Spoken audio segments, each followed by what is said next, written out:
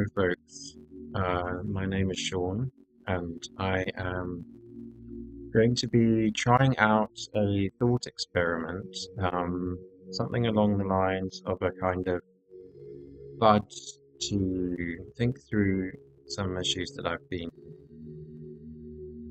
mulling over for quite some time, and that I think would be good to share with other people. And I'm not coming at this from a professional perspective. I do have background.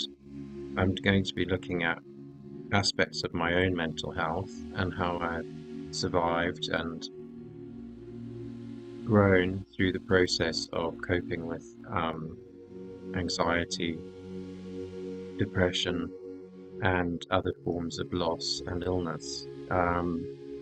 And I think it's important to share this now because we are living in a time when people are being quite indiscriminate in the way they treat other people. They're being bullies and they're being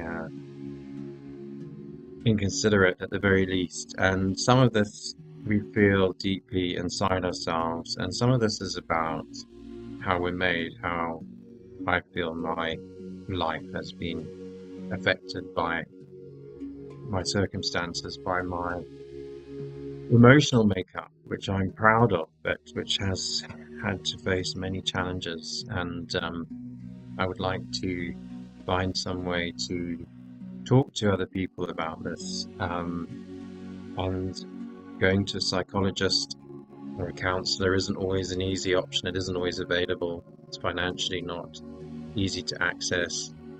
And we have these amazing resources available that connect us in other ways through the digital medium. And I think it's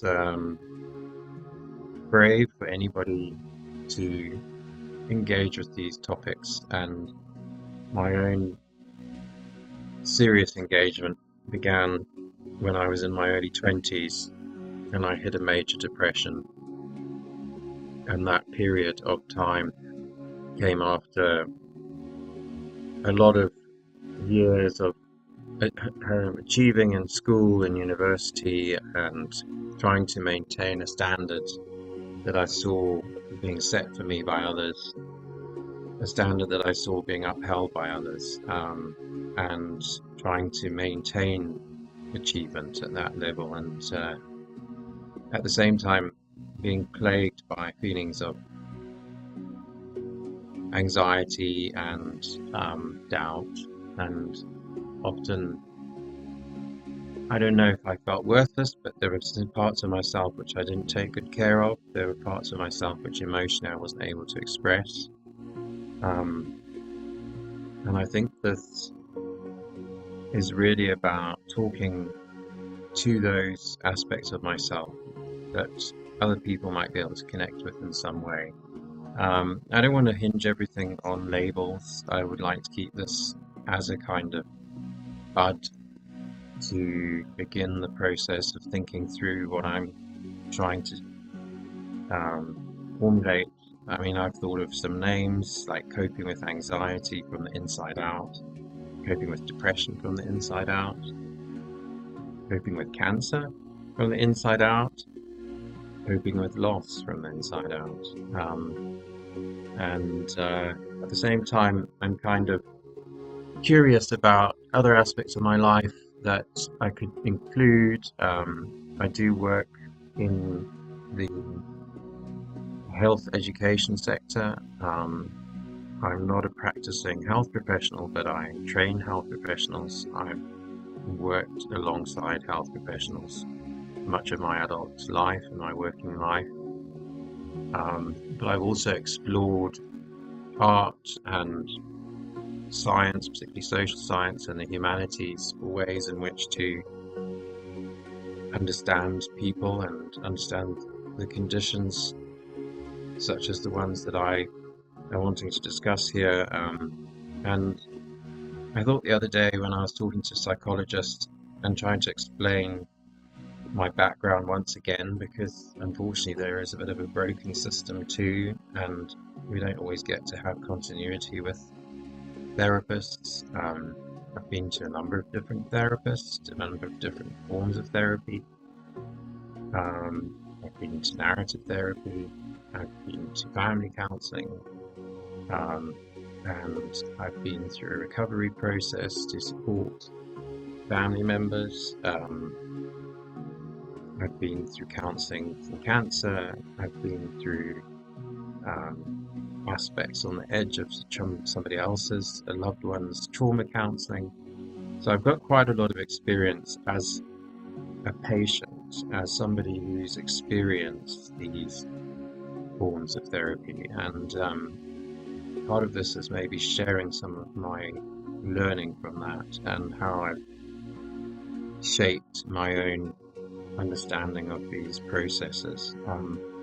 But when I was thinking back on this discussion with this psychologist, who was excellent and who really got to the core of things in an assessment, I sort of thought maybe I need to write something along the lines of all the pieces of my life put together, the meta-personal culture psyche of my life. Yes, I've written diaries, I've drawn pictures, I've reflected quite profoundly, I think, and with other people in group processes, with animals who one shares so much emotional connection with. If you're a sensitive person, often animals can access your emotional life more. Pets like cherished little dogs and cats, and some people, if they're lucky enough, bigger animals like horses, perhaps even some people who work with wildlife or livestock.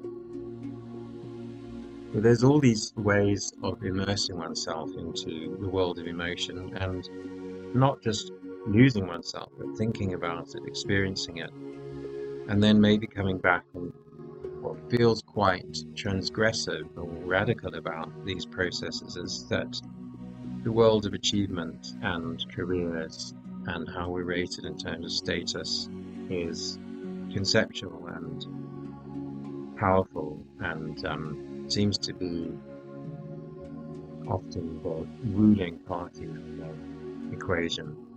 And so how do you then take that and transform what you've felt and what you've experienced, and through being a sensitive person, co-create and recreate yourself without feeling like you failed? This is something I've had to deal with in later life. It's something I had to deal with when I had my depression, that I had missed a footing or not reached the mark that other people in my peer group had reached. And I still struggle with it today. It's not like any of this stuff has easy solutions. It's part of the process of talking, and it's part of the process of thinking.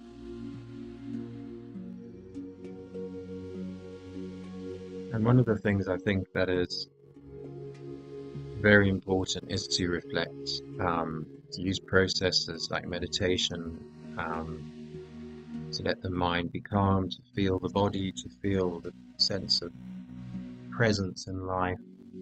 The psychologist I talked to the other day talked about soothing, talks about compassion for oneself and compassion for others. And I think these are all parts of the kind of map I'd like to draw for people into my life and what I've experienced, and try and connect with people through that. And see where it takes me, because even as I'm talking now, I'm just letting it flow. I don't want to have preconceived ideas of what this could be. There are directions I'd like to travel in, and then there are dialogues I'd like to have with people. But I'd like to look at original artwork of my own and discuss some of that with you. Maybe refer to some documents I've written over the years, which straddle the world of emotion and experience, but also intellect and concept.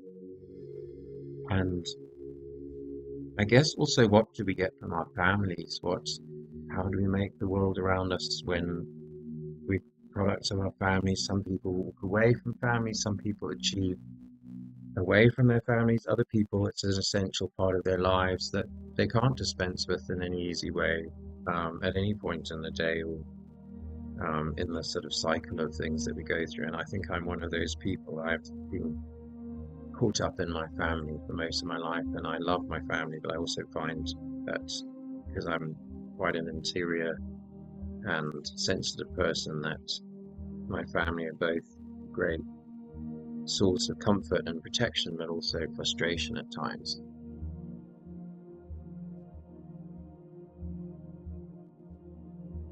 So all of this brings me to how might I do this? And I think this is why I'm here talking and seeing if this reaches people and starting to build maybe an archive of these kind of reflective conversations out into the ether that I've seen other people do and which I think are really useful. And so for now, I think I'll wrap this up. And just thinking back over what I've tried to discuss, that this is really a starting point to explore, I guess, in the main, my experience of anxiety, my experience of depression, my experience of other severe illness and its impact on my emotions, but how through art and through writing, through reading, through meeting extraordinary people on the way,